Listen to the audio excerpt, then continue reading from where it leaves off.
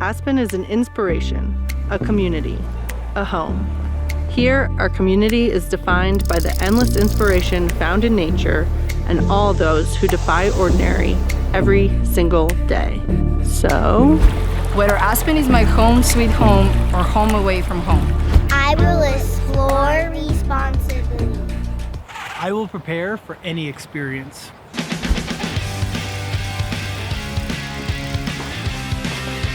I will find adventure, but won't venture off the marked trails.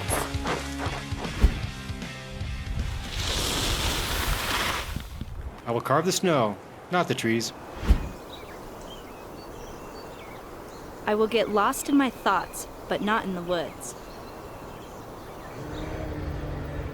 I will remain in one piece by leaving the wildlife in peace.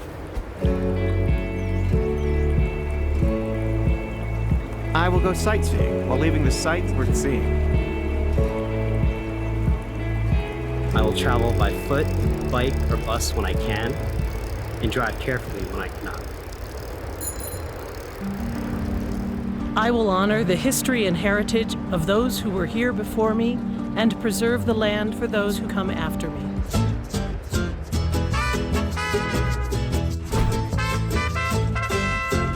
I will accept our differences and celebrate our diversity.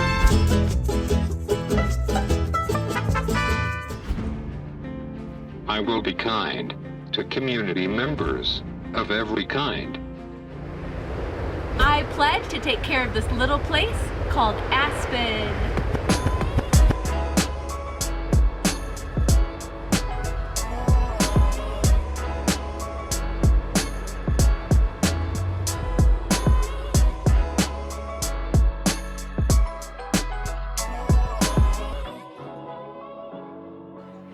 Crystal. Good morning, everyone. Thank you for joining us for our Business Outlook Forum. I'm Debbie Braun, and I'm in charge of the clicker today, so God help us all. That's our Aspen Pledge. That's up on our website. If you go to aspenchamber.org /pledge,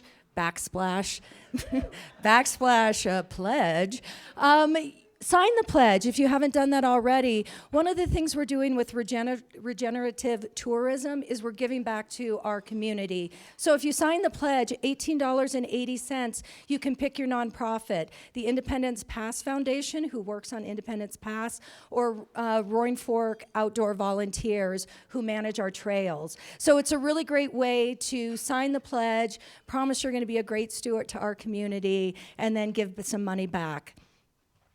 Okay, sneak peek. Allison gave me lots of notes to say today, but little does she know I'm not going to say any of them. It's just too hard with the glasses and looking down, and then I'll get a hot flash, and then I can't see anything. So I'm just going to wing it today. Today is about the power of you. It's about every single one of you finding your civic voice. Now, we're going to play a little game today. So if you would take out your phones and scan the QR code is also in front of you at the desk. We are going to play a little game. Now listen, I want you guys to play the game the right way and not the way 500 chamber executives played it in January at a conference. So I ask you questions. You're going to fill out the Slido, and the first slide's coming up right now. Really just a basic question. Refresh it. Have you had enough coffee? So at the conference I was at, every single answer the chamber executives would give was day drinking.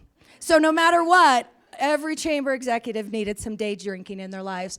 Okay, so have you had enough coffee today? We're just warming up, trying to get you comfortable with the technology. Excellent. Well, we've got a lot of coffee and tea, water and juices out. Feel free to come and go as you please throughout the program. Okay, get that coffee going. Next question, a little bit more serious. What business sector are you representing today? So you can self-identify your sector. Government, just hit up other, because I know you're going to ask, Tori.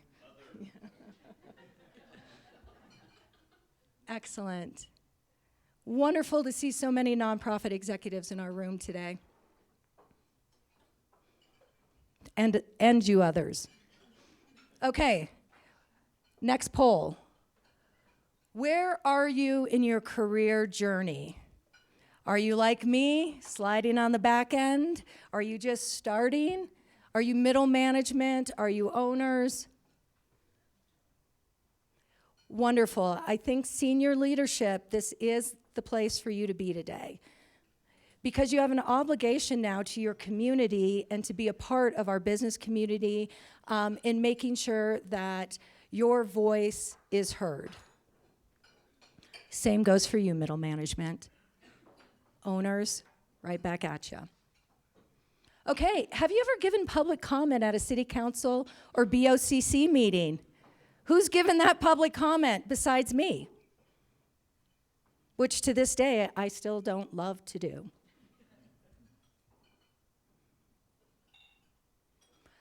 Wonderful. So a lot of you have already are well on your way of being civically engaged. Okay, do you serve on any local boards and commissions? Yes. What I have found over the years, our business owners, business individuals are very, very happy to share their opinions, at least with me. So I'm pretty sure that being on boards and commission is really a wonderful way to shape community. Oh, 21% of you might be interested. We have plenty of opportunities. We're going to talk about that a little bit later in the program. Okay. Words associated when we say community engagement. We practice this in the office, and there were some funny words that came up. Words associated when we say community engagement. Is that you, Dwayne, leaning in? Yes, I thought so. Time. I hear you, sister.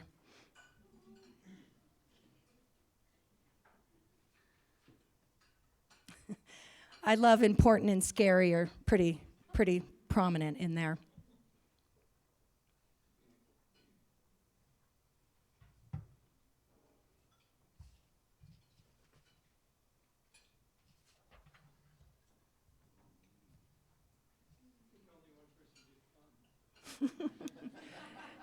And that was Stan Clausen, who wrote fun. All right, wonderful. Thank you so much. We are getting ready. Let me just now really do check the notes. We're going to check back with you on these questions throughout the morning. And we're really excited for the lineup of speakers that we have today. I really want to thank all the presenters for your time today. We really do appreciate it. 6 productions over here. They're going to film the event, and we're going to have this on Grassroots and on our social channels as well. So the event is being recorded, so please wait to get a microphone when you ask a question so that we can make sure that you're heard on the tape.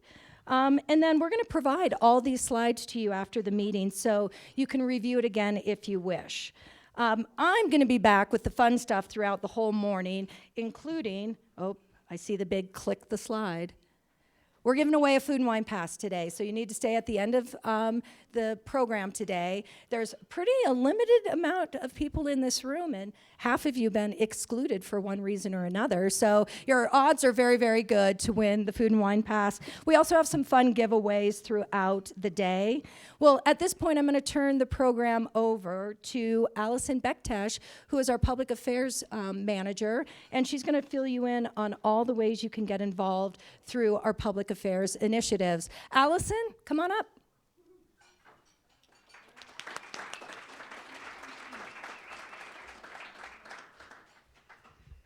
She can riff all she wants if she gets to the housekeeping, and she did a great job of that. So we are moving onward. Good morning, and thank you so much for being here today. We are excited to inspire and empower our business community to become civically engaged. As Debbie said, I am Allison Bektesh. I'm the Public Affairs Manager at ACRA. That is a role that oftentimes needs a little bit of explaining. It's dedicated to representing and advocating for your interests to our policymakers, and it's a key benefit of being a member of ACRA. Our strategic plan places a strong emphasis on public affairs, ensuring that the business community and workforce needs are well represented in our policy discussions. By empowering our business leaders to advocate for themselves and their staff and developing civically engaged individuals throughout our business sectors, we ensure that Aspen thrives both socially and economically. Working on mic placement. So our public affairs work operates in essentially an ongoing feedback loop. We inform you about decision-making processes, we gather your input, we advocate on your behalf, and then we relay those outcomes back to you. We provide information across several platforms.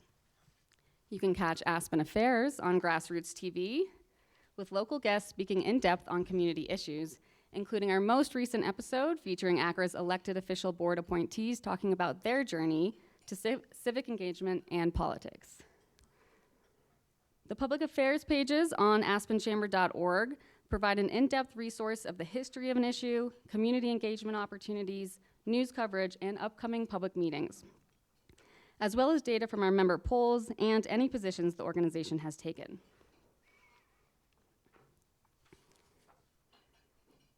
Each month in our newsletter, which I know you read top to bottom, you'll see our public affairs calendar, including any links to public surveys, open houses, and community engagement options.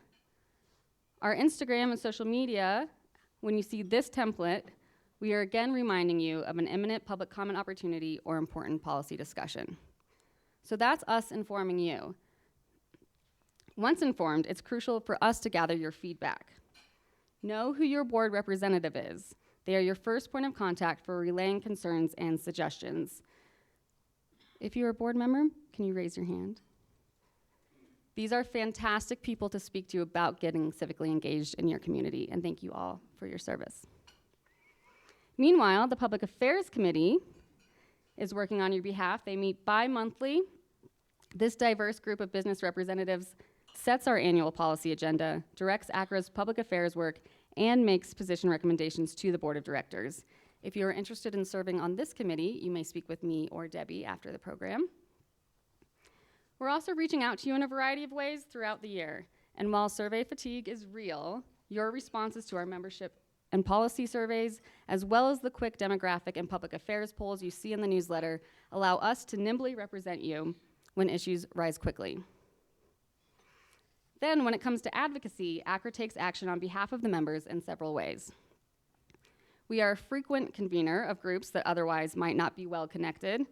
Gathering focus groups between the business community and city staff allow for your perspective to be considered early on in the public process. And we are proud to have cultivated relationships with the governments and institutions throughout the Valley to be the conduit of this conversation. This year, we've brought a variety of business leaders into the room to be a part of developing the city's first transportation and parking plan. Thank you to all of those people in this room who have been sitting through those meetings. Other times, our advocacy involves contacting elected leaders directly, such as letters to the BOCC as the Aspen-Pickens County Airport layout plan progresses.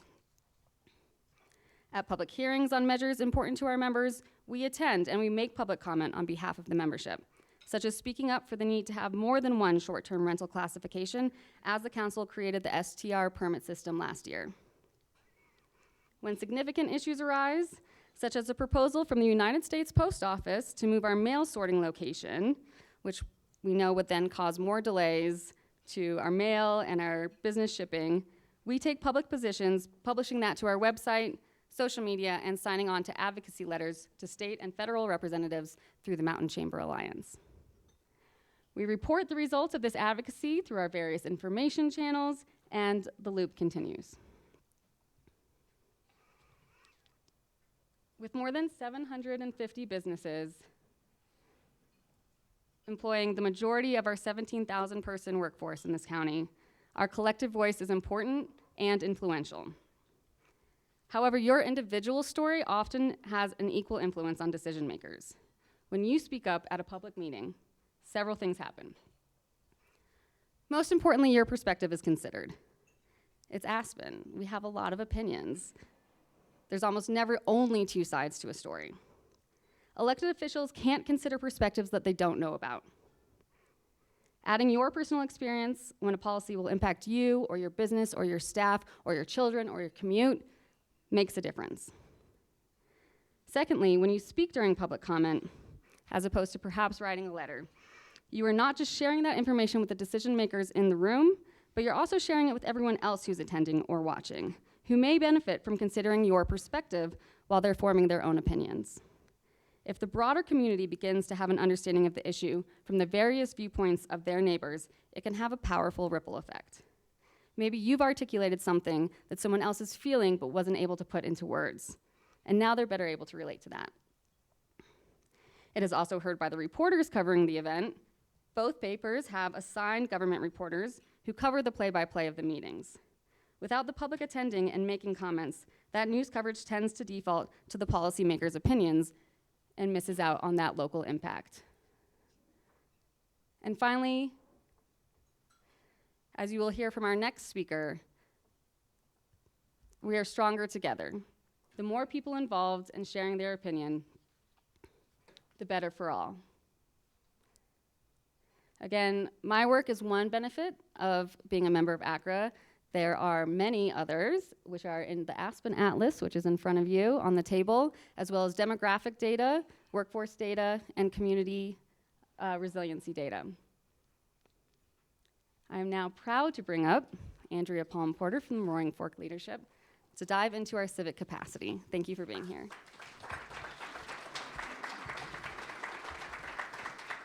Thank you. Like Debbie, I have notes and glasses, and I don't know if I'll look at any of them. Thank you for having me. I'm Andrea Palm-Porter. I'm the Executive Director of Roaring Fork Leadership. I've lived in the Valley for 26 years, and I've been working with Roaring Fork Leadership for the past 13 years as the Executive Director, driving leadership capacity, if you call it that, even to the degree of the civic capacity which leadership affects. Let's see, button. So Roaring Fork Leadership has been in the Valley since 1988, formed with the support of ACRA, who it originally officed out of, with George Newman being president of the board. Dwayne is, I don't know, Stan, do you remember what year you graduated? 99, you beat 2000. You might be the first class graduated in 98, which was the inaugural year. So Stan, and then I know there's a few folks in the room that are currently in the class or supporting the class in volunteer positions. Who else? Has anybody else participated in an RFL program along the way? Or been in, yeah, awesome. Love that. So we're all about better leaders supporting better communities. So here's our programs that we have. We have an immersive amount of programs. We're continuing to expand programs. Since I've been there, we've doubled our programming. Recently, we just did a public speaking program because we know getting voices heard and how to do that. A lot of the attendees that came were basically sharing that I go to BOCC meetings and I want to be better at communicating and sharing my voice with the powers that be in our community. So I thought that was huge to hear. Even in this year's Academy class, we have 36 individuals that will be graduating next month, and they all was a theme of I want to be more involved in my community, and I had not heard that level or heightened amount of I want to be more involved in all of my years of RFL through a cohort. So I was really got me jazzed to hear that theme as well. So again, here we're all about developing leaders. Again, leadership, we look at it, it's a practice. It doesn't mean you have to be born a leader. We learn these leadership skills and behaviors through, of course, a lot of practice. So we want to attract, we want to be very inclusive. We want all voices from all different areas within our community. And I even have people coming from Grand Junction. I've had people come from Meeker, all over. But mostly we get from Parachute to Aspen is who we attract to these programs. We have our 10-month academy. We have a 5-month women's mastermind program. We do community education programs, like I mentioned, our public speaking. We just did unbiasing forum last week. We do consulting, facilitation, and coaching as well. And of course, with all of that, we look to funnel. Where do all these assets go into our community in a sense of working civically and on civic projects? We look at our alumni network to create ripple effects and the partnerships that we work with. So that's a little bit about Roaring Fork Leadership. So then the idea is what is our civic capacity? So civic capacity, RFL in 2020 started working with the Betcher Foundation as well as CSU in their work of creating a leadership ecosystem across the state of Colorado. And it was a really great conversation to be part of and to be heard of what are the gaps, where are the needs. And one connection that I made was with a former colleague of mine, David Chrislip, who was working with CSU to do the Civic Capacity Index. So we got lucky to be one of the first communities to pilot, or there was a few communities around Colorado that got to pilot and get this data. So it's basically a way to measure how we are actively involved in our community. So the tool itself is a way to diagnose how we work together, how we make decisions, and how we solve problems. And the COVID crisis was this beautiful example of seeing our community come together, because I call it, there was heat, right? It was hot, like we had things to deal with, and immediately. We had problems we'd never dealt with before, we didn't know how to do it, and as a community, when that type of pressure is on, we come together to solve it. But when the pressure's off, and we're in our day-to-day kind of how we go about things, we don't tend to come together as well as we do when the heat is on. So it's kind of an interesting thought to think of, even though housing is a major issue, mental health continues to be an issue. It's like, but we're not in it as much as we were during COVID, which is, again, food for thought. So with this civic capacity, we want to look at our community's ability to collectively respond and make progress on shared and complex social issues. To do it in a cooperative, equitable, and democratic way. And that means every voice matters, not just the ones that you normally see at a meeting or coming to the table or at a focus groups. It's like, who are the unsung voices that aren't coming, that do represent a community, a neighborhood, a place of belonging, yet they're not showing up. And it's, do they feel safe? Do they feel they belong? And there's a lot of different, probably, reasons that they do or don't, or come to these type of meetings. So I just want to give you, these are the 6 pillars of this civic capacity and what it measured. Again, this is just one diagnosis tool. There are many others out there.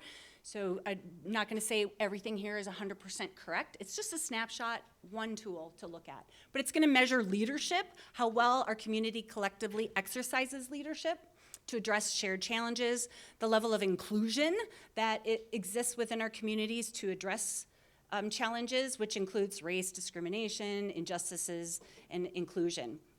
Institutions, it's how well our institutions come together. Our civic culture, how the civic culture in a community helps or hinders or addresses shared challenges. One thing about civic culture that we think about like a business, your organization typically has a culture. It usually starts through your vision, values, and mission. So the idea is that within your organization, let's say your employees and who you work with likely represent that culture.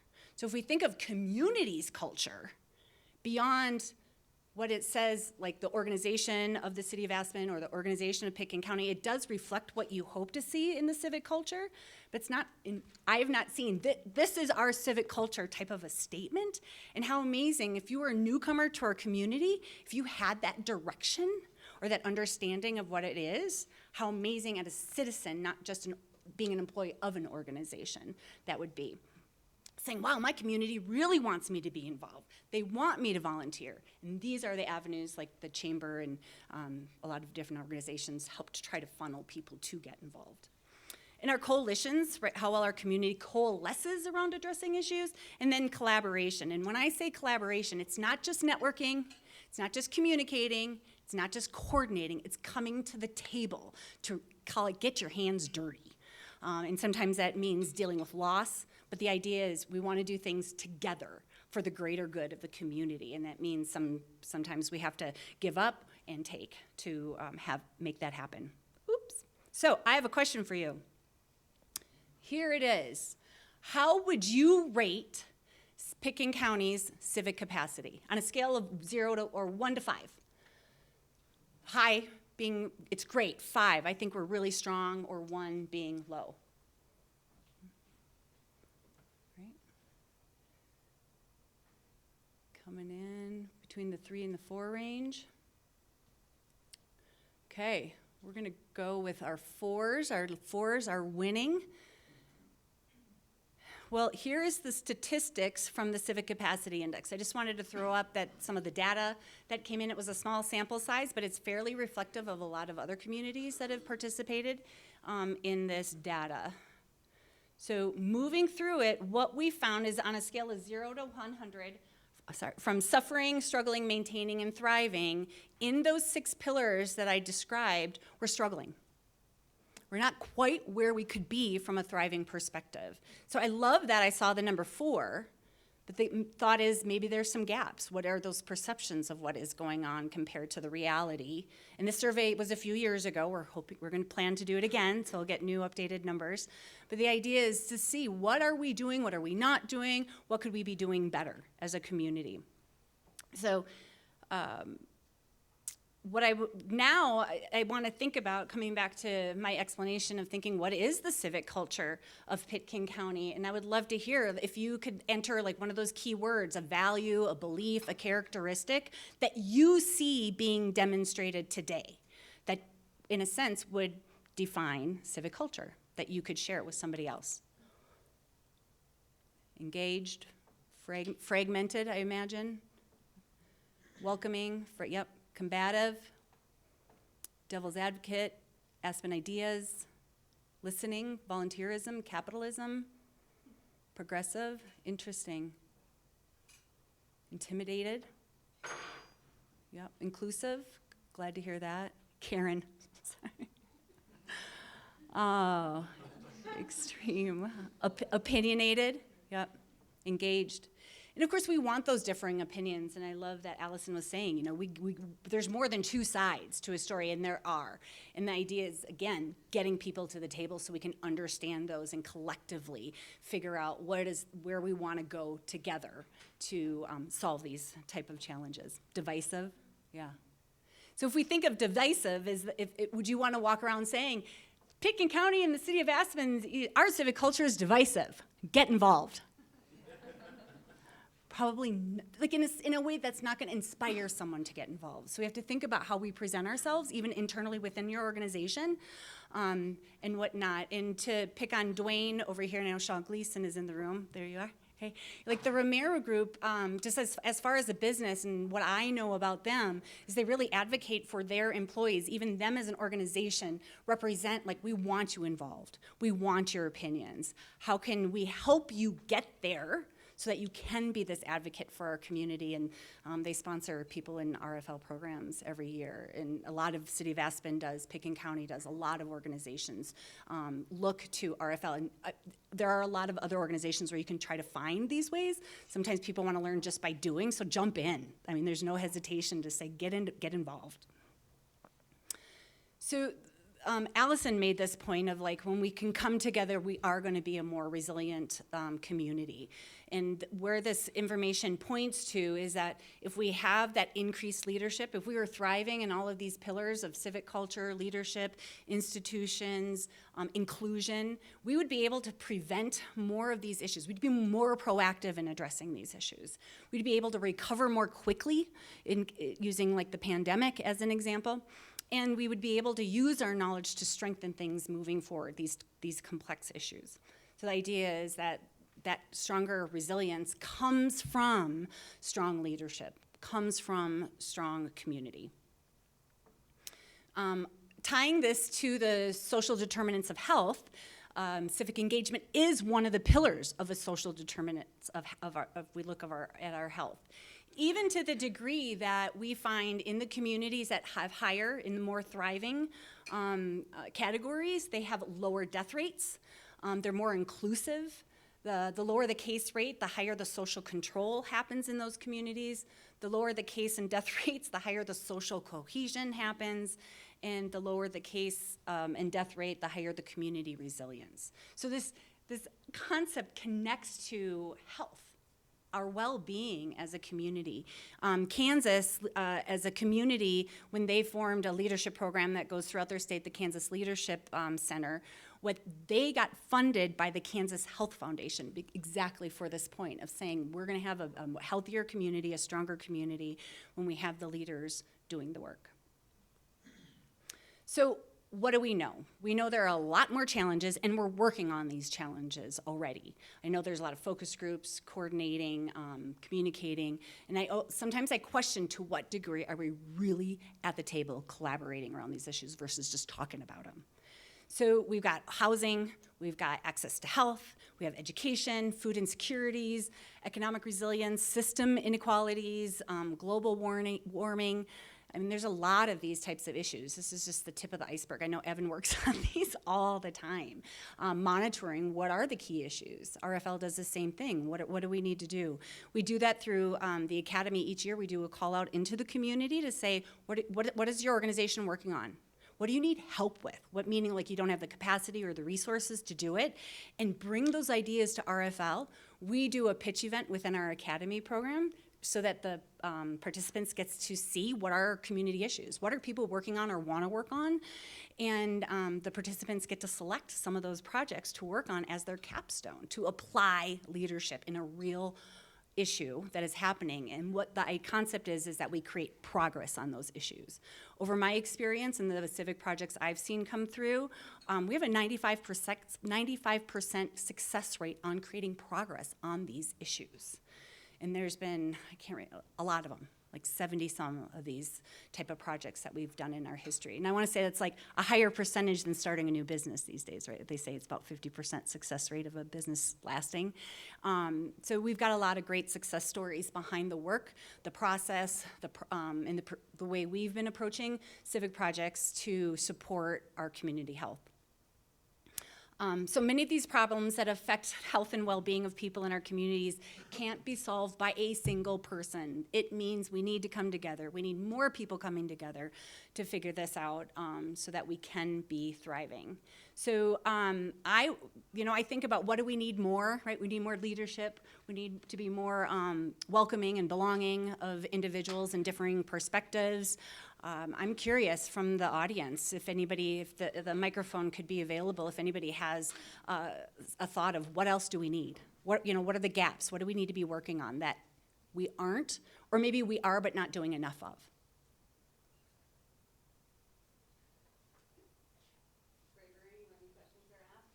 Quiet rooms? Yeah. People, yeah, awesome. Right in the Sure. I think one of the gaps that I see just as a participant in city council and also Board of County Commissioner meetings is just a lack of sort of public input in terms of public speaking, in terms of people sharing their opinions during public comment. So I think that's one gap in terms of making people feel comfortable and empowered and educated to show up to the meetings and share their thoughts. Awesome, great. I think Stan had, or the gentleman next to you, and then Stan. Yep. To tag on to that, at our commissioner meetings, oftentimes there's no public in our meetings. Many people watch on TV, on grassroots TV. I talk to people from Eagle and Garfield County who watch Pickens County commissioner meetings because they're interested in what's going on. Sometimes it seems like we're working in a vacuum in terms of public input on things. Yep, awesome. And maybe Stan, did you have right in front of you? Yep. Thanks. Well, you were right when you said that a crisis sometimes brings people together. For example, COVID, Dave Ressler and the hospital worked together with the BOCC and the city council, and there was a huge effort to get everyone vaccinated, and that was wonderful. Yep. But on things where we are not quite in crisis, the airport, the entrance to Aspen, affordable housing, it seems really difficult to get people together. I'm not sure that there's apathy, but there doesn't seem to be an easy way to get consensus on these things. So if you can tell us how to do that, that'd be wonderful. Oh, I might have some secrets. Anyway, maybe last comment. Yep, right up front, right here, yep. Hi, my name is Katrina. I'm a parent. I have 2 kids, special needs. And I feel that I just don't know what's happening. And I get involved in my school, I'm involved with my church, and I read the paper every day. But if these meetings are so empty, maybe we can work on somehow getting the topics in front of the community a little bit stronger or easier, maybe put them in the paper. I just don't see them, and then I get caught in my own bubble. So I'm happy to participate, but I don't even know what's going on. So shame on me, I guess. But if there is a way to put it in front of the community a little bit better, then maybe more people would show up. Yeah, and it's out there. Like, the information is out there. It's kind of like you need to go find the specific thing you're looking for and which community, and then how can I participate? So there's kind of these questions, I think, call it a citizen of our community. It's like, well, what do I have to do? What routines do I have to set up? And then how do I start to act?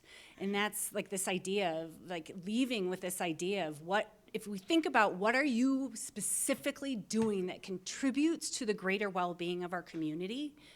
And if you're not, the idea is start to figure that out and commit, right? Make a commitment of what I can do. And then if you're doing it, obviously keep doing it, because then you're modeling those types of behaviors we want to see the civic culture to be.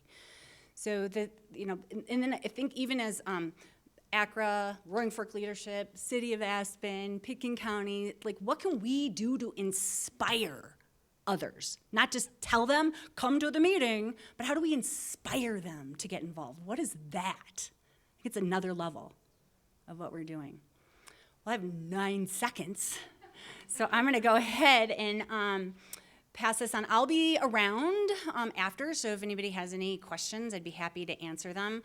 Of course, we have additional programs coming up, one of them on May 10th. It's called Leadership from the Inside Out up at the Snowmass Chapel. So just if there's a way even to start getting involved in some of these programs, figure out how you can look at your leadership capacity and get involved in our communities. Allison, back to you. Oh, did I go too far? Or Debbie. Back to Debbie. And Allison. Yep. Great, thank you. Oh my gosh, just toys and gifts and pieces of paper. Okay, one more comment that Eliza was going to make. I'll make it for you, Eliza.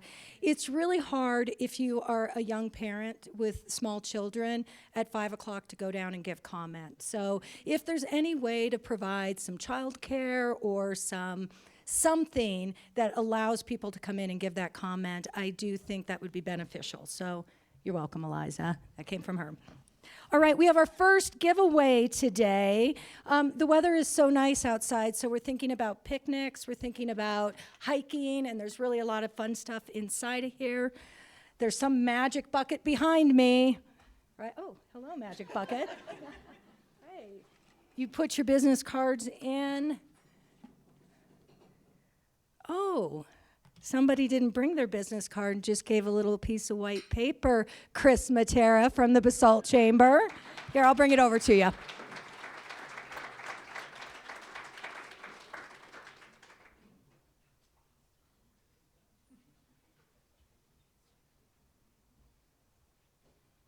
I actually want to thank you, Chris, for being here. It's really important. These issues aren't just in a silo. A lot of issues are up and down the valley. So between Aspen, Basalt, Carbondale, and Glenwood's Chamber, we really have been making a concerted effort to talk a lot more and to share information. So really appreciate you being here. Okay. I want to introduce our next speaker. We are really excited to have Lauren Schwartz here today in Aspen. Lauren is the executive, or serves as the director of investor relations for the Colorado Chamber, and she's the executive director of the Colorado Chamber Alliance. Her mission is to ensure that business leaders across Colorado are fully engaged in the process of securing Colorado's economic future, and that voices are heard at the state capitol and in Washington, D.C. Lauren, welcome.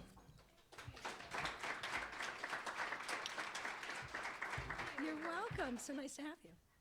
Great to be here. And I do want to thank the Aspen Chamber for having me and for a long-standing partnership. Really, this is so critical to the Colorado Chamber that your voices are heard at the statewide level. And because of our partnership, we stay informed about what's happening in Aspen. And likewise, we share information out. And I also want to thank Chris Matera, not only for winning the picnic basket, but for her involvement as chair of the Colorado Chamber Alliance. It's her passion for peer-driven professional development of other chamber professionals that she stepped up to the plate to chair that council. And likewise, that is one of the ways that the Colorado Chamber hears from local communities, besides our members who are throughout the state. So let's dive in and talk about, I'm going to be talking about civic engagement from the statewide level and especially at the legislative level. The mission of the Colorado Chamber, excuse me, I'm gonna put my water down. The mission of the Colorado Chamber is really simple. We want to be the very best place to do business in the United States, if not the world. And we want to make sure that the policies that affect businesses help grow businesses, incentivize companies to come to Colorado, create jobs. We want to make sure that some of the great ideas that happen at the state legislature don't have repercussions inadvertently that can adversely affect businesses. So I'm gonna share with you a little bit, since this is a business update, I want to share with you a little bit of the Colorado Chamber's research that we've done in the last couple of years to understand where Colorado stands from a competitive perspective. Are we a great place to do business? And this was all leading up to the Colorado Chamber developing a strategic plan that was just released in October. So I wanted to talk about the methodology and then share some of the findings that I think you'll find interesting. Some of them are not going to be a surprise. Some of them might be aha moments for you. And then we'll talk about how our members get involved and how you can get involved in shaping legislation that affects you as business leaders. So let's go to the methodology first of all. The Colorado Chamber spent 2 years surveying business leaders, both in-state and out-of-state. Some of these were confidential surveys of CEOs in the state and some who've left the state. We also did a number of, tabulated surveys, but as I said, those one-on-one interviews, so qualitative and quantitative. And we went around the state and held 5 regional meetings in partnership with our local chambers of commerce so that we could ensure that what we were hearing from every part of the state aligned, so that we weren't just focused on what's happening on the Front Range or in Metro Denver specifically. I get that a lot, that I'm tired of people in Denver making decisions for me. So we really wanted to make sure that we had that statewide perspective. And where do you think Colorado landed as far as best places to do business? Of all the states, you get a choice of 1 to 50, 1 being the best state ever for doing business, 50 being the worst. So give you we'll see what rises to the top. Day drinking. And this isn't just from the surveys, this is also from national rankings. Okay, we've got, I think what's coming to the top is 35, 15, 25. We're actually a little better than that, guys. We're actually pretty good. And the real answer is it depends on who you ask, really.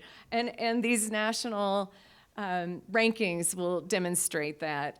Colorado does have a strong economy. We still have a strong economy. We're the 6th highest percentage in job growth in the last 10 years, 4th fastest growth in state GDP, 11th overall in wage growth. And you can see from some of these national rankings, CNBC has us at number 11. So that's pretty good. We're not in the top 10, but we're up there. However, there are harbingers of decline that we really need to pay good attention to. A more when you look at that number 11 for CNBC's best states to do business, for instance, 5 years ago, we were number 5. So that's a significant decline. We went from being well into the top 10, number 5 to number 11.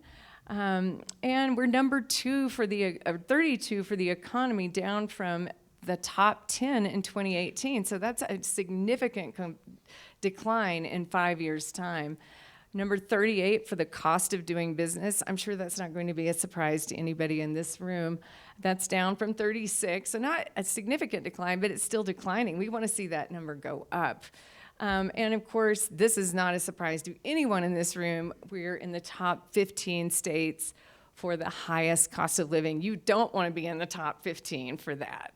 So that puts a lot of pressure on the business environment. We also heard that one of the top concerns, I think I went ahead, what business leaders are saying. What are the top concerns? Regulations was number 1. And that came as a shock to our researcher who has done this for more than half of the state chambers in the country. And said, we've never seen this in any state, that business leaders are naming that one of their top 1 or 2 challenges right now is the regulatory environment. Workforce, probably not a surprise to anybody here, is also a major concern. It's hard to find the talent and retain the talent here in Colorado. The cost of living and the cost of housing go hand in hand, and that's also a big challenge, probably even more so in this area. And then we're going to dig a little deeper. So let's pay attention to that regulations. As a state chamber, that really caught our attention because that's our job, is to make sure that the policies that are passed in Colorado support business. So is this just among large companies, small companies, rural, urban? Our data shows all. And by the way, I'm going to share these slides because there's a lot of data and we're not going to dig in very much, but you all can if you have an interest in geeking out on our consultant slides. But going into that regulatory environment too, what are the regulations that are bugging businesses now? Labor and employment regulations. Recently, we've had big programs roll out, and businesses are trying to get their arms wrapped around it and implement those and stay in compliance, like equal pay for equal work. How do I ensure that I am staying in compliance with the law and making sure I'm advertising all those job opportunities or promotions to all my employees, or the paid family medical leave legislation that has just been enacted. New fees like retail delivery fees are bugging businesses, and environmental regulations, especially with air quality control for permitting purposes. It affects more than industries that you would suspect. It's really targeted towards like natural resources, oil and gas, but also for developing new housing and the built environment. So workforce concerns, not a big surprise to you all. I'm going to just zip through this. Colorado is actually doing pretty well versus the national level with 68.7 workforce participation, but we do need to pay attention and not rest on our laurels and make sure that we are ensuring that we are bringing up the workforce for today and tomorrow. And our business leaders are saying the top 3 concerns there are not just availability, but the technical skills that are needed. They can't find the right employees. The soft skills like coming to work on time and experience too is something that is really important. They need employees who already have a little bit of work experience. So this is something that is informing our strategy. And again, we can't rest on our laurels. Colorado is predicted to have a 5.7% increase in workforce, those available to work between the ages of 24 and 25 and 64. But if you look at neighbors like Utah, they're expected to have 22%. So, hey, we're competing with states right next door that offer a really nice lifestyle like we do in Colorado. And then you can look at our population and where it's declining in areas where up until recently it was increasing, especially in the Denver metro area and central part of the state. Something that we need to pay attention to. Again, the cost of living is driving a lot of this, and housing attainability. 32% of Coloradans are cost burdened by mortgage or rent, not a big surprise. Something that I found absolutely horrifyingly shocking is the percentage of a single parent's annual income to pay for an infant to be in childcare. So this was where I was like, can you guess what it is? And okay, let me, this is like a word math question that everybody's gonna be stumped on, but what percentage do you think someone making the median income in Colorado would have to pay out of their paycheck to keep an infant in childcare while they are in work? What percentage of their salary, essentially? So, okay, we've got, you guys are actually almost on the money. It's 49.3%. That is untenable. We got some big problems. Not only do we have lack of housing, but this lack of childcare is really something we all need to pay attention to. And legislatively, we can. There's a package of bills right now that the Colorado Chamber is supporting to incentivize on-site, near-site childcare and with tax incentives for businesses. So the good news is I've kind of come with some doom and gloom. But I did want to share, we are a diverse economy, and that's been by design. So some of the growing sectors that you see across the state are in the tech industry, aerospace and defense. Lockheed Martin is one of the largest employers with more than 7,000 employees in Colorado. And business services, so that would be professional services like legal services and accounting. And one that was a surprise for me, food manufacturing. Who knew?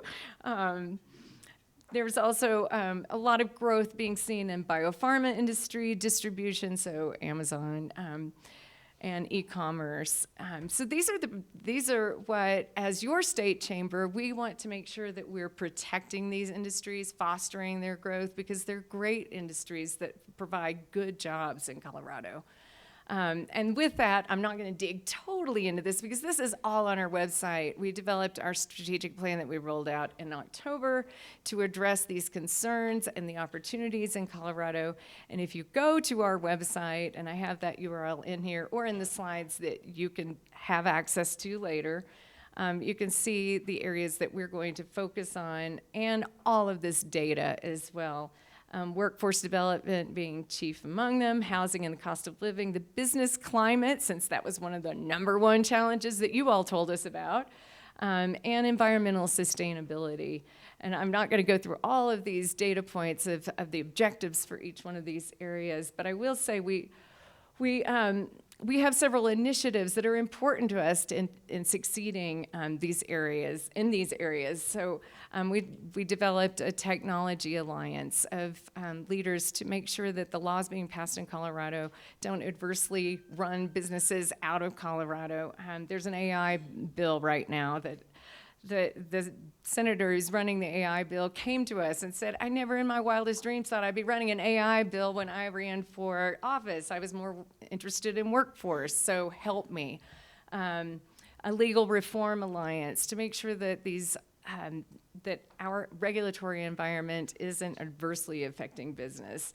And an Education to Employment Alliance, which was a coalition of Colorado Succeeds, the Colorado Inclusive Economy, and led by the Colorado Chamber to see how do we meet those workforce needs and make sure that our education goals are aligning with business goals, and we'll be bringing together companies to help inform not only higher education, post-secondary education programs, but also those I'm having a gap, apprenticeship programs, and an environmental sustainability climate action task force. This is a business-led coalition of environmental groups and business groups. Chevron is a major sponsor, so oil and gas is right there to look at solutions to our common challenge of climate change.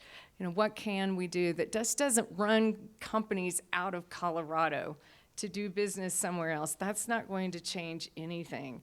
We need to make sure that we can do this together and solve this problem.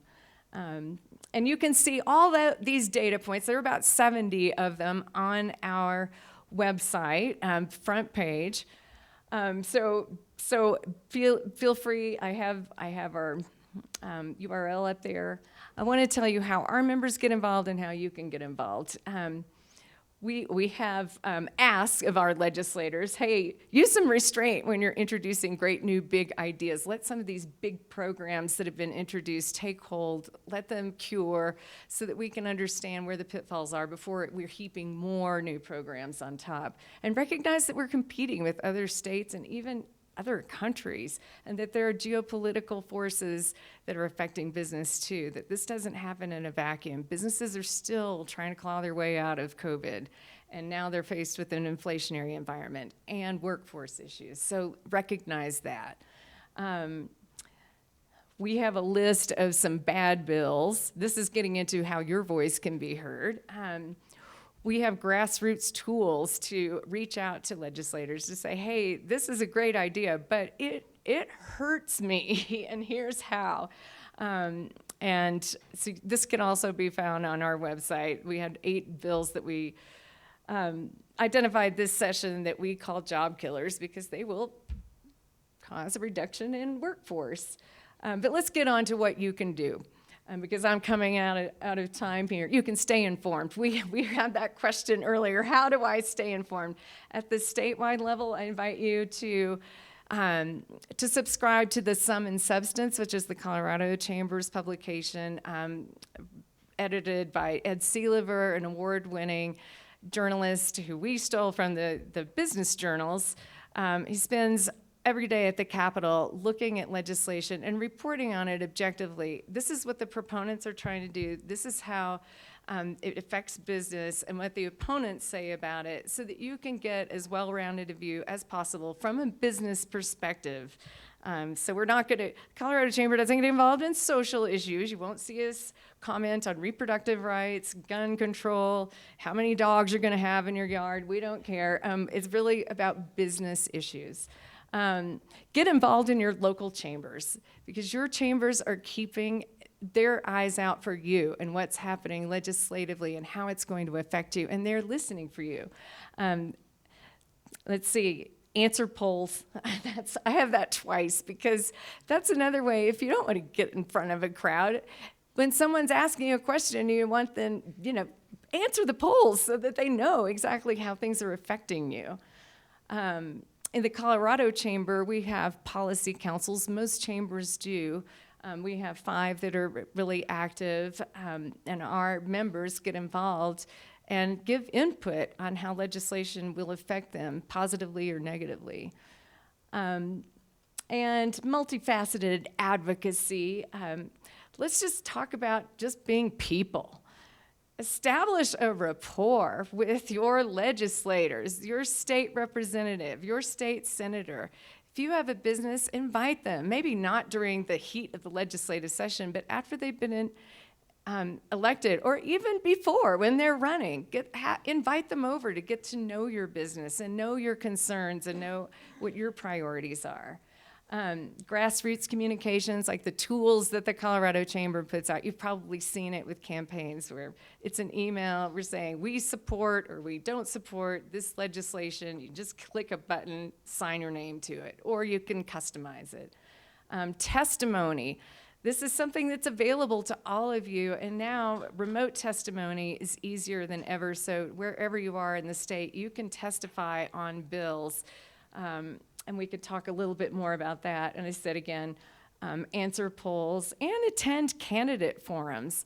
Know what people are running on and talk to them about the issues and listen to them and be part of that process. The Colorado Chamber has candidate interviews for all the candidates running for state legislature so that we can understand what their positions are with the business. And then we endorse those who are pro-business candidates or who we think we can have the best working relationship with. We're nonpartisan. We don't have an R by our name. We don't have a D by our name. We have a B by our name. Business caucus is what we want to build. And direct lobbying is another way. You can talk with your legislators and go straight there. But I want to go back to the testimony even. If you do ever decide to testify on a bill, be prepared. And you don't need to be fancy about it. You don't have to spew out a ton of statistics. You don't have to be an expert in everything. You just need to be an expert in how things are going to affect you personally in your business, your workforce. I was going to hire X number of jobs in 2025, but now I'm looking at pulling back because this legislation might pass and it will adversely affect my ability to do business. Be succinct. If it's something the Colorado Chamber is working on, we can help you and coordinate with you. So I do want to offer that as a resource. So I've taken up all my time. I do want to make sure that I leave a second or two for any questions for me, and of course I will be around at the end for any other questions or conversation.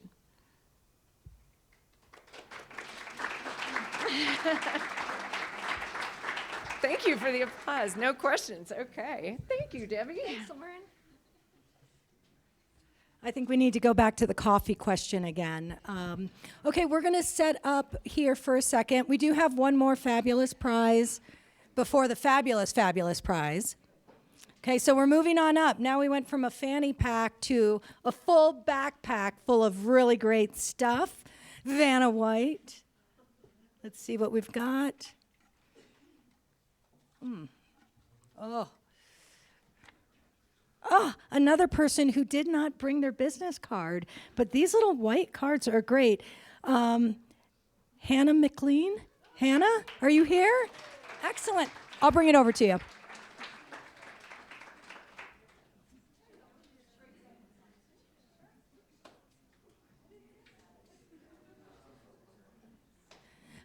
I feel like this side of the room feels like you're trapped, but if you need to get up, you can just walk across. Nobody will judge you, I promise. I don't have silverware, so I've been just like, do I eat that fruit with my hand or do I get up and move? Feel free, Rachel, no problem. Okay, now we are actually on to our final segment from this morning, and I actually had a nightmare about this last night. I forgot to introduce Dwayne, our moderator, in my dream. That didn't go well in my dream. I'm hoping it goes well today. Okay, so this final segment is called Shaping Your Community. It's a panel discussion of business leaders, and I'm really thrilled to introduce Dwayne Romero. Dwayne is a graduate of the United States Military Academy at West Point. Dwayne served in the United States Army Corps of Engineers for 7 years, including a leadership role in combat in the Persian Gulf War. His efforts earned him a Bronze Star Medal for his leadership valor. He graduated from several U.S. Army leadership schools, including U.S. Army Ranger School, as a distinguished honor graduate. He's also earned his master's in business administration from Harvard Business School. Dwayne served in the cabinet of former Colorado Governor John Hickenlooper as the executive director for the Office of Economic Development and International Trade. Here at home, Dwayne is incredibly active in local community efforts. He was elected to serve 2 terms on Aspen City Council and concurrently served on the board of directors for both the Aspen Fire Protection District and the Roaring Fork Transit Authority. He is past president of the Aspen Historical Society. He has served 2 terms on the Aspen School District Board of Education, including as president, and currently serves as an ACRA board member. He is married with 2 wonderful children, 3, I forgot the third. Don't we always forget that last one? Sorry, Dwayne. Sorry to your third. And I think he's a wonderful example of somebody who owns a business and is completely involved in his community, shaping it for its betterment. Dwayne, thank you very much. Come on up.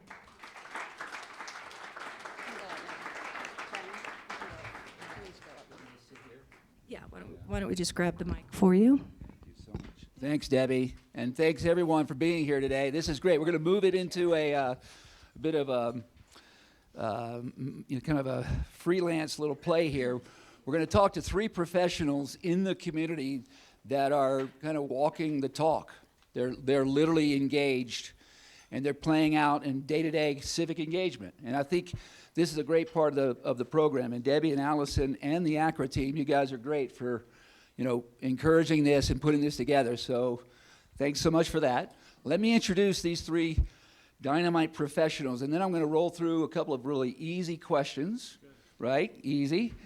And then a bit of freelance stuff, and then we'll do one lightning round, and then we'll turn it over to the audience. So you're going to be worn out after this. Super good. All right, let me start with Hannah. This is cool. So Hannah is the Sustainability and Philanthropy Senior Manager at the Aspen Skiing Company and the Executive Director of their Environment Foundation. She also serves on the board of Mountain Family Health, and after a successful election this spring, you're such a superstar, was sworn in just last night on the Basalt Town Council. Isn't that cool? All right, and I want to embarrass her for a quick second. This is really, really positive, though. You guys watch letters to the editor in the paper, and you see the campaign and all the support for various candidates. You might have seen Dr. Rob Steins, who is a former superintendent of the Roaring Fork School District, pitch in a support letter for Hannah. Hannah, do you have the mic? Do you mind, Hannah? Can you tell them the reference to Dr. Stein? This is so cool. So I've actually known Rob for about 25 years, and that is because he was my principal starting in kindergarten. Yes. She's 5 years old, and he was like, all right, I know that gal's going to be a future leader. So cool. It was a great letter to the editor. It's a perfect way to kind of like introduce you and recognize the trajectory that you're on. So thanks so much for being here. Next, Emily Taylor. Emily, she's worked in nonprofits since moving to the Roaring Fork Valley in 2012, including the Woody Creek Community Center and the Aspen Center for Environmental Studies. Rockstar. She is currently the Communications and Development Manager at the Aspen Center for Physics. She has volunteered for Aspen Film, Theater Aspen, Windwalkers, Woody Creek Caucus, the Gonzo Foundation, hoo-ah, and Food and Wine. And all the ACRA folks in here, thank you very much for that, right? Food and Wine. She is currently the chair of the Entertainment Committee of the Fraternal Order of Eagles, Unit 184, where she volunteers to book local music, which is also one of her passions. Check this out.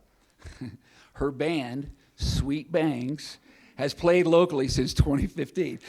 And after this, we'll have an acoustic version from her, and it'll be kind of free form. It'll be so cool. So this is really important, too. In 2022, she successfully ran her first campaign for the board of the Aspen Fire Protection District, where she currently serves as secretary, which is a really important role as well. So thank you, Emily, for that. Yep. And then last but not least, for sure, right here on my immediate left, Ben Wolff, managing partner of Frias Properties. I see one of his partners there, Tim Clark, where he's been with them since 2015. In 2022, Ben represented Frias at multiple Aspen City Council meetings and focus groups, lobbying against the short-term rental tax increases and permit limitations that were being considered at the time. He also is a coach with the Aspen Lacrosse Club, way to go, serves as the HOA president at the Woodbridge Condominiums, thankless role, and serves on the board of the, right? So, serves on the board of a local nonprofit, Break the Cycle, which funds clean water and bicycles in Zambia. Well done, right? Well done. All right, so we're gonna, with that, let me roll into some questions, give them a little bit of layup, get the juices flowing, and then we'll kind of hit some lightning questions. Crystal, class of 2000, Roaring Fork Leadership Aspen. There's one of my classmates right there. Way to go, Crystal. And then at the end, like I said, we'll turn it over to the audience if we have a little bit of time left. Sound good? Right? You guys are prepared. All right. So let me just start here with Ben, right here right on my left shoulder. It's an easy one. So share a moment or a particular episode when you realize the importance of civic engagement for your business and or the local community and or just for yourself, just as a person. What does that look like? And give us a little story. Thanks, Dwayne. Thanks to the Chamber and Allison for inviting me to be on this panel. As you said, I was part of the conversation around short-term rentals. Yep. Didn't necessarily go our way, but more recently I've been a part of the building performance standards stakeholder committee.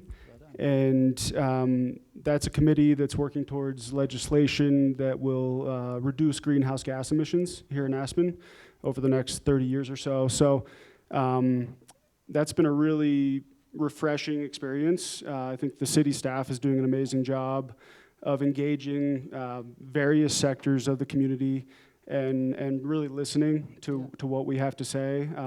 From the HOA and multifamily side of things, I think I brought a perspective that wouldn't otherwise have been heard, and I know it's being factored into the legislation. So, yeah, it's been a proud moment and a refreshing experience. I think everyone would agree. I like that style. We like that style, which is not combative, not angry. It's engaging and it's broadening, right? It's broadening, and so you take the attitude. You can hear it in your tone and as well as your words. You're taking the position of we're a team, and it's not about a me, it's a we, right? And in order to achieve certain things, you've got to recognize that sometimes it doesn't go your way, but we're all in the spirit of compromise. So great, appreciate it, Hannah. Same thing. So episode or a storyline. The first kind of civic engagement for you. Yeah, so as a ski area, particularly one in a town that has lost about a month of winter since 1980, climate for us is the most existential question and threat for our business. And we were doing these Herculean efficiency projects and throwing solar panels on buildings and building a microhydro plant. And we realized that our carbon footprint was going up. And that was because Holy Cross had bought in to a coal-fired power plant to supply our energy. And that cued us into realizing that our biggest lever on climate at that time was to help campaign for clean energy candidates on the Holy Cross Energy Board, who have now helped Holy Cross commit to 100% clean energy by 2030, which is great for SkiCo, but it's also the power for our schools, for our local businesses, for Vail, they're welcome. And so that has a much broader impact. All right, that's excellent. That's a really great input too as well. Emily, you've got a lot of experience in the nonprofit organizations, and obviously have to take some leads. Give us something from your original experiences. Anywhere. Oh, I think the one that was the most impactful, the moment was the Lake Christine fire in 2018. Oh, yeah. I was working at ACES at the time, and of course, our regenerative agriculture farm, Rock Bottom Ranch, is right across the highway. We were having to talk about evacuating animals. We were, it was just a really stressful experience. I was also living at Lazy Glen at the time, which is right there. So that was kind of one of the moments that really started getting me thinking even more about wildfire and what fire can do to our communities, which then, of course, led me to run for the board of the fire department. So that's kind of how that's the origin story there. Yeah, and so let's keep going with the next question. I'm going to stay with you there for a second because it builds upon that.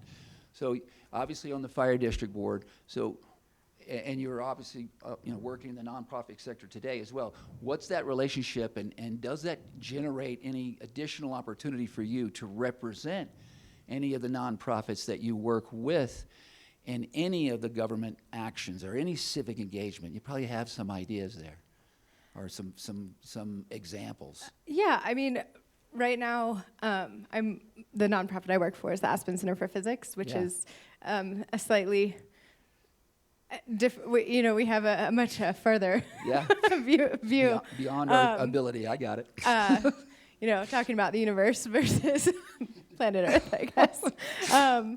But it might be a fire. I guess I would say just being on a board in general. Yeah. It's a really wonderful process, and going to all the meetings. The reason, one of the other reasons that I joined the fire board was a previous coworker is now working for them and kind of said, hey, you should get involved.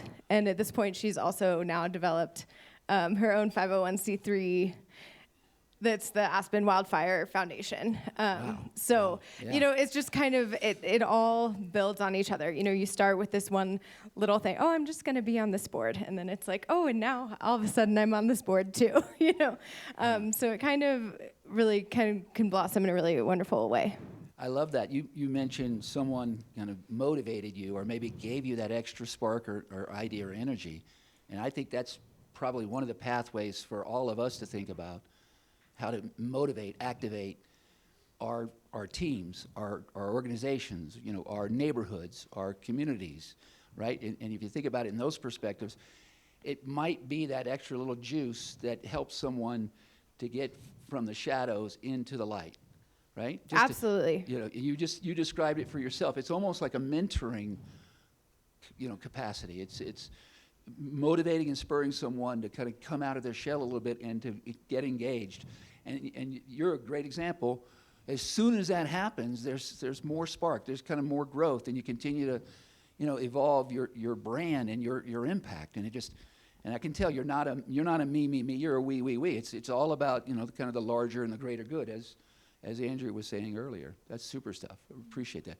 Hannah, building upon it. You know, obviously Aspen Snowmass is a business. What do you think in terms of engagement? This brings up a really important study that was done by Axios. And Axios went out to Americans and tried to figure out what their most trusted source of information was. And it wasn't political figures, it wasn't religious leaders, it wasn't even large or small scale media. The number one thing by far that people trusted was their own employer. And I hope the folks in this room can take that to heart, because 2024 is an especially critical year to be that trusted source of information. Wow. Where's Sean? So I hope that holds true. And Tim, and you guys have a conversation later today. That is super cool. I would not have guessed that. I mean, that is really cool input. What do you think, Ben? Just anything that you're right for your company and how that relates and how you can further spawn.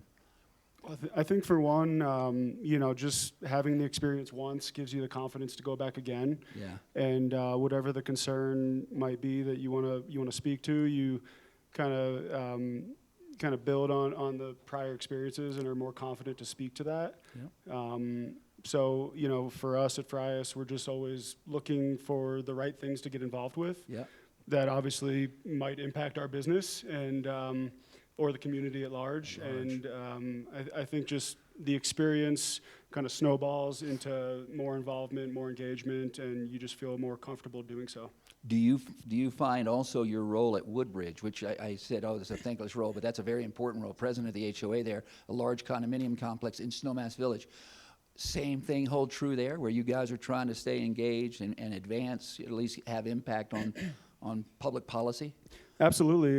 You know, there was some outreach done to the Snowmass Council when they were considering some short-term rental legislation, and we kind of asked them to let us govern our own HOA and not try to, you know, limit the number of permits or, you know, have any sort of overarching say. So, and, you know, it didn't happen, so I think they were listening and thankful for that. Right, but sometimes it doesn't happen. Sometimes it does happen. The major and probably the more important point is to still be engaged and have that bravery to step in and continue to exercise your voice. Again, not just for yourself, but for the business and for the customers and clients that you represent, and not pick up the marbles and run away when it doesn't actually play your way. Right? You know, it's you got to stay in the game and stay connected and recognize that effective governance is all about compromise, right? It's all about compromise. Yeah, I love that word. You know, there's no reason just because one situation didn't go your way to stop being involved or give up. You know, if anything, it again just builds that confidence to go back the next time. You know, analyze, take a step back. What did I do right? What did I do wrong? Yeah. And do better the next time. And you know, over the years, community goals change, council members change. Big point. So just because one thing didn't go your way this time doesn't mean it's not going to go your way the next time. Really well said, right. As administrations turn over, sometimes the direction changes a bit, but you're right, there's kind of a North Star to a lot of our work. You know, we kind of find them. Let me shift now over to the individual questions. This is going to be just kind of, you know, now we're going a little deeper, not the lightning round yet. We're going a little deeper. So Hannah, I want to ask you, listen to this, and this, I think you may have some developed thoughts here. In your role with Aspen Snowmass, you prep individuals to testify in public hearings, I'm sure quite a bit. What do you go to for your tips and other kind of, you know, techniques for those unfamiliar with presenting in front of a public forum? One thing that I try and work in is storytelling. That is something that someone's going to remember far more than a statistic. Particularly related to climate, there's been a lot of research that shows that data and science, even though they should be, are not what compel legislative officials to make decisions. It's connecting on a personal level. And so if you can find an experience in the room that you just had, I was just talking to this person, or I just walked into the Board of County Commissioners building and there was a sea of fourth graders and Patty Clapper was in the middle passing out Pitkin County branded kazoos. Bring that up. Like, that's funny. That's weird. They're going to remember that. And then tie that Super back weird. into what you're there to talk about, like how climate is impacting the next generation. And also remember that particularly at a local level, these people are your community members. Like, they're who you run into at the grocery store or at Pee Wee Soccer. You're walking into John Doyle, to Steve Child. These people are incredibly nice. There's a reason they got elected, and sometimes there just needs to be a little bit of a political support or a political push to help make decisions that will align with interests or values on sustainability or community or business. That's awesome. That is a really important point about connecting with folks. It transcends civic engagement, obviously. It is effective communication and being able to drop seeds that the stories that they can hold on to and then, you know, make connection from there. That's a really good point. Emily, ready? Ready. This is your personal question here. It's directly for you. How do you balance the time commitments of work life with being active in nonprofits as well as civic matters, obviously being an elected official on the Aspen Fire Protection District? How do you balance all that and share that with these folks? That's a great question. I think that a lot of what I do in terms of civic engagement is probably also my extracurricular, what I'm passionate about. Obviously, you know, volunteering. Well, let me actually back up a little bit. You know, it's easy to get a little, you know, Aspen is changing, and I think that a great way that I can feel like I still belong here and have not been priced out is by volunteering at the things that, you know, I want to participate in. You know, food and wine. I volunteer Friday, I get to play Saturday, get to rest on Sunday. You know, Aspen Film, I'm a pre-screener, which is a really weird, I watch, you know, they have over 4,000 submissions of short films every year for their Shorts Fest, and somebody has to watch them and say whether they should be watched by an actual you know, film person.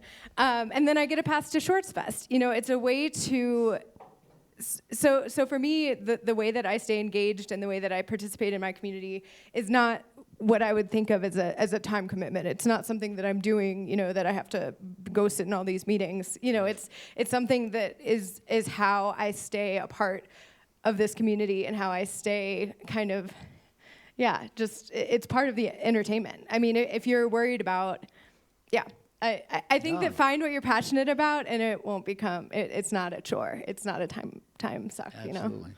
All right, so sidebar. Sweet Bangs. How many members are in the Sweet Bang? Is there a spot for somebody with a mic? Can I? We always need backup dancers. Oh boy. Yeah. I have three daughters. They'll take care of that.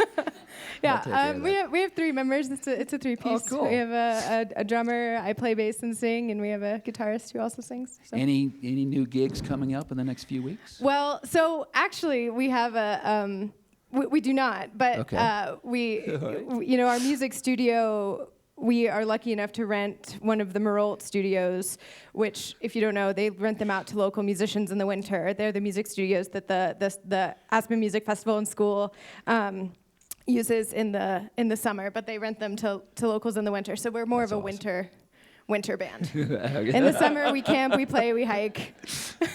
Not as many gigs. Sweet seasonal bangs. I got it. Okay. Yeah. I love it. Actually, we will be at the Basalt Farmers Market, but I can't Yes. remember the date right now. There you go. That's a good plug. Perfect. They'll remember that. That's good. All right, I'm going to come back to Ben here for a moment, and a little bit of ad lib here. You touched on something I want to kind of build upon. You talked about the internal conversations within the organization, and we look for things that affect our community and maybe also in some way affect our business or our customers and clients. In the universe of your organization, are there active or even informal, just whatever level, mentoring efforts? And I would imagine it's kind of a loaded question because I know the talent and the leadership of Mr. Clark here as well as Chuck. So give us some insight of what that sounds like on a kind of regular basis within the organization, trying to help spread the mission, if you will. Sure. Well, I think if anyone knows Chuck Frias, he was an attendant at a lot of meetings back in the day, as was Tim, and they've kind of passed the torch, if you will. So I've become more involved, and then I think something we do at Frias that's really positive is we constantly promote from within. Yes. So we have a lot of very long time tenured employees, and we just continue to try to empower them and build their resume so that they can then take the next step when they're ready. Yeah, but building confidence, right? Kind of providing some tutelage, a little bit of guidance. Absolutely, yeah. I mean, we're constantly looping our staff in and giving them opportunities to grow and to teach them and to give them experiences. Many of them are here today, so that's good. Right. Yeah. Having them here today is also part of that process. Just getting more familiar, more comfortable, and more courageous. Agreed. Yeah, super. Thank you. That's great. Those were all individuals. Now we're going to go back to a final question. I'm going to ask each of you to respond to. There's no particular points associated with this one. Let's see. All right. Okay, generally speaking, and so we'll probably just start with Ben here since he has the mic in his hand. What advice would you give someone in the business community right now who wants to become involved in policy discussions, but just for whatever reason doesn't know where to start or feels entirely intimidated by the process? And don't lean back into your own organization because it sounds like you guys got good rhythm there.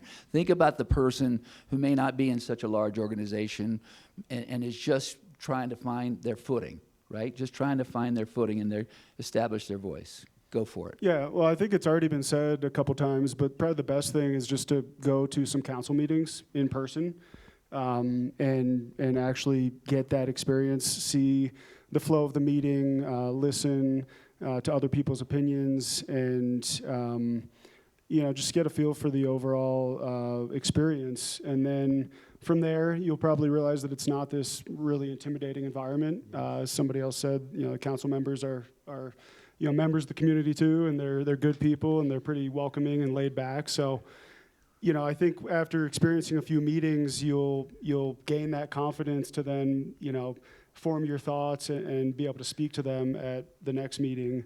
And also just being well educated on the topics you want to speak to, reading the paper, reading, attending council meetings, joining stakeholder committees, just being well versed on those topics. Yeah. It's going to give you the confidence to go and speak to them.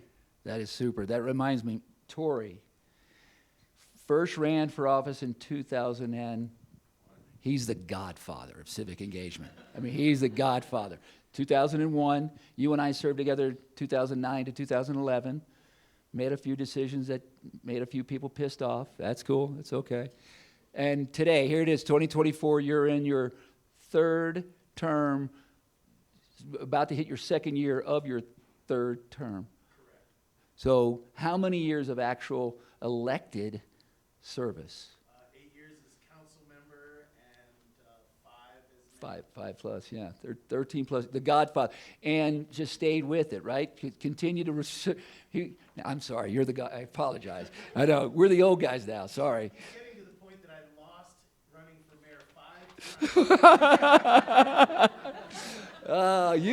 Listen, man, you and Abe Lincoln, dude. I love that. Yeah, are you kidding me? Try again. I love that. Don't forget that stuff. All right, so, sorry, Hannah, with that. What do you think? What's the advice? I would echo what Ben said and add that your own experience is expertise within itself.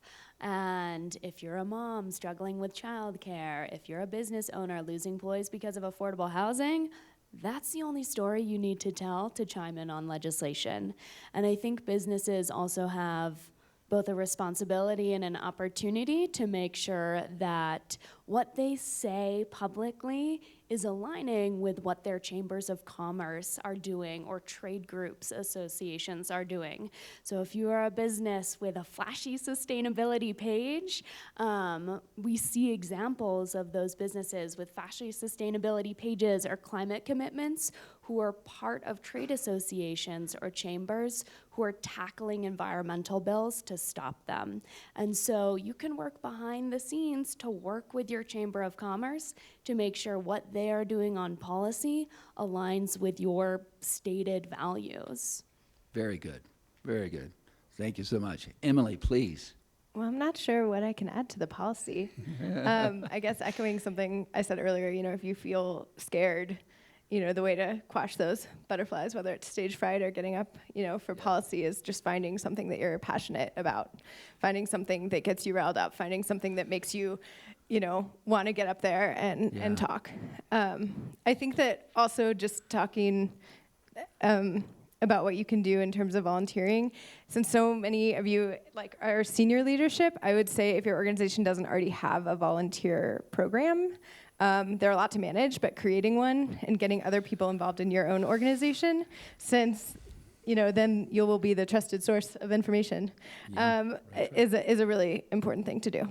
And you're working with the fire district, and the fire department is it's this huge personification of the volunteer model and staying engaged. So I remember some of those conversations between the board and the department. I mean, that's really powerful, and there's a lot of that back and forth, and it just elevates the game. It elevates everyone's participation, knowledge, and involvement. And that, right? The ultimate goal is to make better decisions at the community level, right? So to the betterment of everyone, right? And so you're channeling that way, and I love that, that little quick anecdote of connecting with those folks. We are about to wrap up. In fact, we need to wrap up. In fact, Alice is over there kicking me in the rear. Alice, do we have a few seconds, or Debbie, are you going to shut us off? Okay, there you go. Hey, well, give us a big round of applause for these folks. Woo! Thank you, thank you, thank you. Let's just do a little experiment. So we have some public officials in the room today. We've got John and Tori. I see Steve with the Pickens County Commissioner. Raise your hand, everybody, if you're a public official. Hannah, you are now a new public official. Everyone look around the room. Do you know these public officials? If you have not met them, my goal today, and kind of to get you out of your comfort zone, is just go introduce yourself and say hello to one of them. If you know them, don't talk to them so the new people can talk to them. Don't hog them up, but say hello to a new public official. I also want to introduce Sarah Ott is in the room. She's the Aspen City Manager. Sarah holds a lot of power over at that city, so you should say hello to her as well. So that is my goal for you today. So thank you, everyone. Let's see. If you're feeling inspired by today, these are all the different advisory boards that are available to you. And don't worry, we're going to send this to you afterwards, but there are so many different ways that you could get involved inside of our community. So if you feel so inspired, you should do that. Are we ready for action? There's a lot of important issues that are coming before us here within the next few weeks. The Board of County Commissioners are going to be talking about the Aspen Airport Layout Plan, the ALP. big stuff for this community, for our future. Why don't you let Steve know what you think about that in the public hearing or when you go say hello. Public hearing on Snowmass Town Council on housing regulations, May 6th, another important time that you could get up and talk about your story. There's open public comment May 14th at the Aspen City Council regular meeting, and there's also open public comment at the Aspen-Pitkin County Housing Authority. Many places to practice. Also, if you don't want to go for your first step to a public meeting, the Chamber has a public affairs committee that we're always looking for new members to be on the committee. If you would like to join us, we talk privately inside of our organization and discuss strategies and how we want to be a part of different issues in the community. So your voice could then become part of a collective. That's a really great place to start. And then from there, you could go public comment if you would like. So if you're interested in our public affairs committee, you could speak to Allison or myself. If you're an ACRA board member, last time, raise your hand as well. These are the people that represent you from a business lens. If you don't know them, they would be another person I would suggest just going and saying hello to after this meeting, because they're all going to be out in the lobby. Lauren Schwartz is looking for a question from the Colorado Chamber. Don't leave her hanging. Somebody go say hello and ask Lauren a question as well. Okay, enough. The reason I brought you here today was somebody's going to win a food and wine pass, and I have a fancy gift certificate, but really I will just contact you the week of the event and get you your pass. But this will be really fun, and I'm going to try to pull a real business card this time. I don't know. Oh, I don't think this one's environmentally friendly, but I'm going to grab her. Oh, how exciting. Katrina Gallant. You're right in the front. Hi. Congratulations. My card's on the back. Just give me a call or I'll get your info. Everyone, thank you so much for joining us today. We can't do our job to create this environment for Aspen to thrive if we don't have your participation. So I very much appreciate it. I hope everybody has a